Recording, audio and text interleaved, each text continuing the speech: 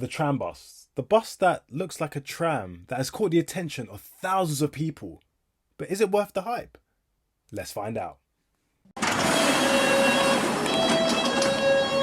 The Irizar ieTram, built by Spanish manufacturer Irizar, was meant to enter the London bus network back in 2023. But after months and months and months of delays, it finally got introduced in late 2024. Compared to other new electric buses that have been introduced, the general consensus of the Irizar ieTram has been relatively positive, with most people liking it or being somewhat intrigued by its uniqueness. But enough of the general consensus, it's time to get into the nitty-gritty of this bus. So let's start with the negatives. The front door. The reason why they chose one folding front door instead of two is beyond me. I'm assuming it's because of the design of the bus being quite curved at the front, meaning it won't be able to fit two folding doors. But it's really impractical. Like, imagine you're being really sustainable. You're like, I need to go to the shop. I need to do a weekly shop, but I'm not going to drive my car. I'm going to take the bus. So you pack your reusable bags and you get yourself ready to take the journey to the shopping centre. Getting on the bus is fine, you know, it's a bit of a tight gap, but you can get through. Tap your Oyster card, you sit down, you have a nice ride. And you get off the bus, do your shop, buy some stuff you don't really need, but you buy it anyways because it's on discount. And then you head back to the bus stop, feeling relatively good about yourself because you didn't take your car and you took public transport and you got those little chocolates that were on discount that weren't on discount last week. The bus is approaching, you get your Oyster card ready, you're carrying these bags, and you try to get onto the bus with one folding door. The bags won't fit through. You're trying to wedge yourself in. And at that point, you're contemplating, was it even worth it? Now, that scenario might be a bit over dramatic, but that can occur, and that probably has occurred for some people, struggling to get their shopping through the front single opening door. I would be okay with this if you were able to enter the bus from the back, but because it's front door entrance only, it's such a hassle trying to get so much through the front. In addition, if you have a buggy, you have to enter through the back and then go all the way to the front to tap your Oyster and then head all the way back, instead of being able to get your buggy through. Even though some buses it's really hard to get the buggy through the front entrance and a lot of people do go to the back anyways, but you don't have the option of doing that, which just makes the journey much longer, you know? And there's a really big inconvenience where they could have just worked around it. I don't know. I'm not a designer. Hey. I wonder if they could have made it a sliding door instead, because they did it on the Route Master for the back door. They made it a sliding door instead of a folding door. But could they do that with the front? Is it something to do with safety why they can't do that? Or would it block the side of the bus's destination screen? I'm not too sure. Let me know if you do know, but a sliding door would have been a better use than the folding door in this scenario. No, actually, imagine, you know, with coaches, they don't have a rectangular door, okay? They have a front door, which is usually shaped to the curvature of the coach, because the front of the coach is always curved. And then the other side of it is like a straight angle, and that just opens and slides across. So the bus can easily do that and should do that. That makes so much. Why? Hey, Irizar, if you're hiring people, hey, hit me up. I'll put my email in the description. Yes. But honestly, that example makes so much sense and it works. So they could have done that. Anyways, next negative is the lighting. For some reason, the light on this bus is so bright. Like hospital intense lighting. Not warm, not relaxing, just in your face, on the scope of giving you a headache type of lighting. And I'm not a fan.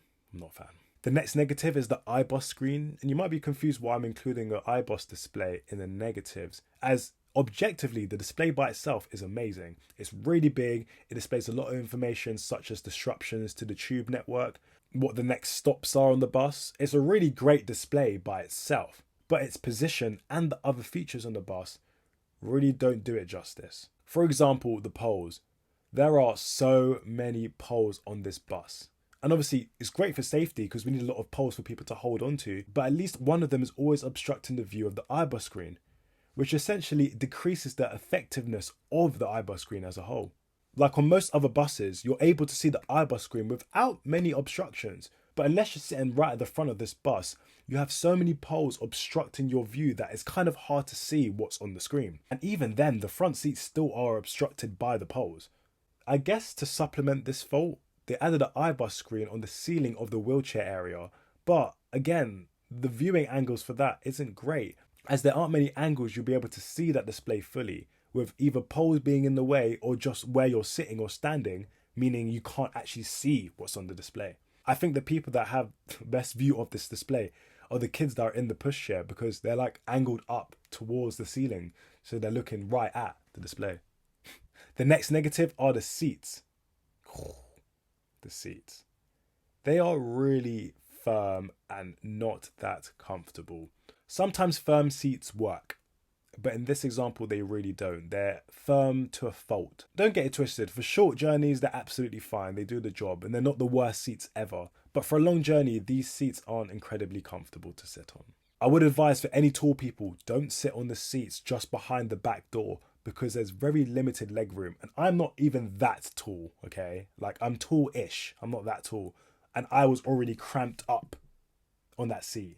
Like, I was slightly in pain. And there's like this metal frame on the left-hand side that was really digging into my left knee. So yeah, I just advise, if you're tall-ish, do not sit there. Do not. On the topic of seats, the moquette is very, very bland. One thing that is great about the buses in the UK are the wide variety of colourful and unique seat moquettes. And then we have this new electric bus with its intriguing design. And then it has these bland grey seats. Ugh, what a disappointment. Especially as the bus operator for these buses arguably have one of the best seat moquettes in the whole of the UK. So it's quite shocking to see that they went for this instead of what they could have gone for. To be honest, the whole interior of this bus is kind of bland. Like, just white walls with grey seats and silver poles. That's it. As you know, I really care about the ambience of the bus, how it makes you feel. And I just don't really feel much from this bus. Another thing, but this has got to do with the exterior of the bus, not the interior. The front display seems to be cutting off the top of the route number of the bus. It's really odd and not great to see from a new bus, if I'm honest. It's either the cutout for the display is too small or the display is too big. Either way, it's not great.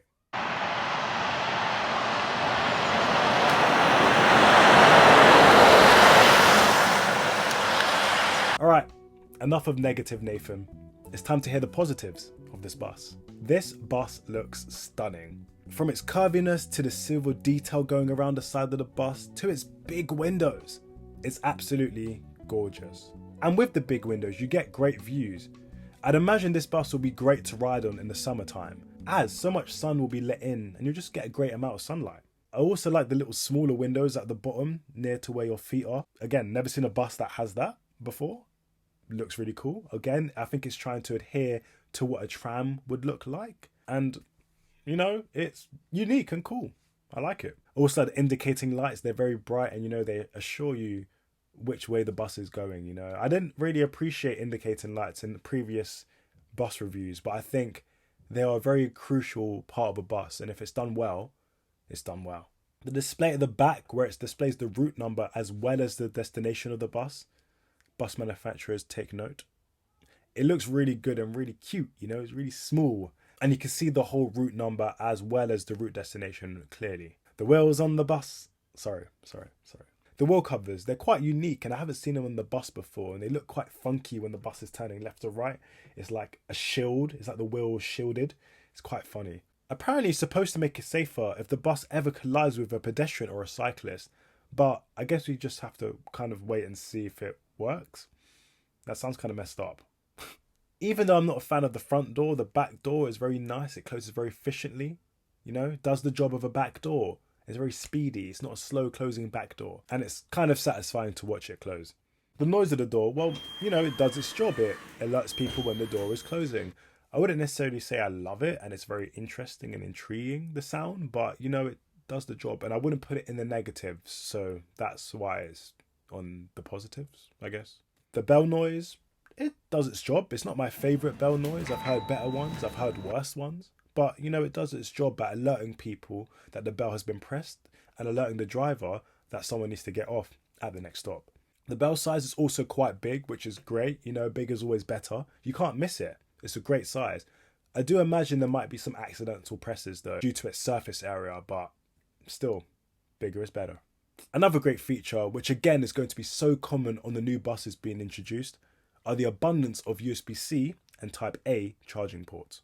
The movable armrests. Yes, we love armrests on buses. It gives that premium feel, It feels like you're on a coach or a train, It really gives that premiumness to the bus. And I like how a lot of operators and manufacturers are including this on their buses. Great to see. And as much as I was hating on the iBus screen, saying how they weren't really visible from many angles, I do have to emphasize that the screens are really good and are necessary features to have on buses, giving people visual aid to know where they are and other key pieces of information. Now for some cool, unique features on the bus. The disability/elderly bell that's near the priority seats at the front of the bus. I think they're a cool addition. I've never seen them on the bus before. I love seeing new features on buses, it levels it up even more. I imagine the bell is to alert the driver that a person of priority needs to get off at the next stop. So I imagine they would drive a bit slower once that bell is pressed, so the person of priority can get up with ease and get to the back door, as well as maybe lowering the bus a bit more than they would usually, so it's easier for the person of priority to get off the bus. Another cool feature is the LED dotted lights on the ceiling of the bus. They're kind of cool, but they're kind of useless at the same time because the main light is so bright, you can't really see much of the dotted lights and they're not that effective. But I still think it's a cool thing to have on the bus because, why not? And lastly, a really cool thing about this bus is the way it charges. The bus charges by a pantograph, which are located at either end of the route, so the bus is topped up with electricity throughout the day without needing to go back to the garage. If you ever get the opportunity to be at either end of the 358 route, have a look and see how it charges the bus. It's really cool. So the pantograph is slowly lowered to a connector at the top of the bus, then it stays connected for a few minutes, pumping it with electricity. Then it removes itself slowly, and then the bus is ready to go.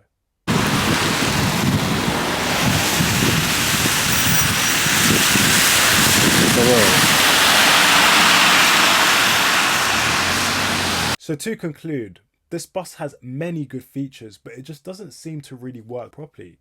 Like the iBus screen being too big and being obstructed by so many poles, and the colourful LED lighting on the ceiling being made kind of redundant due to the intensity of the main light. I will have to say though, the exterior is definitely the highlight of the bus. It's like the complete opposite of the BYD BD11s. The inside isn't necessarily bad, it's just kind of bland. But other than a few flaws, it's a lovely bus and a great addition to have to the bus network. As much as I'm sad to see the Mercedes Citarios go, these are a somewhat good replacement for them. Before we wrap up, I just wanted to inform you guys of something real quick. I've made a Patreon and a YouTube membership, so that will include stuff like early access to videos, exclusive Q&As, and much more. So if that feels like something you'd want to be a part of, then by all means join. Your support will be really appreciated and it will allow me to do more of what I love doing, which is making videos for you guys. Also, if you use Discord, join my Discord server. It will be a great way for us to communicate and talk about nerdy transport stuff. All the links to this will be in the description below. What do you think of the Irizar ieTram? Do you like this attempt at a bus-tram hybrid? Or should they just designed a normal bus? Anyways, thanks for watching, and I'll see you in the next one. This bus curves like no other, not even like your brother. Glass windows with a metal cover. Oh, don't you just love her?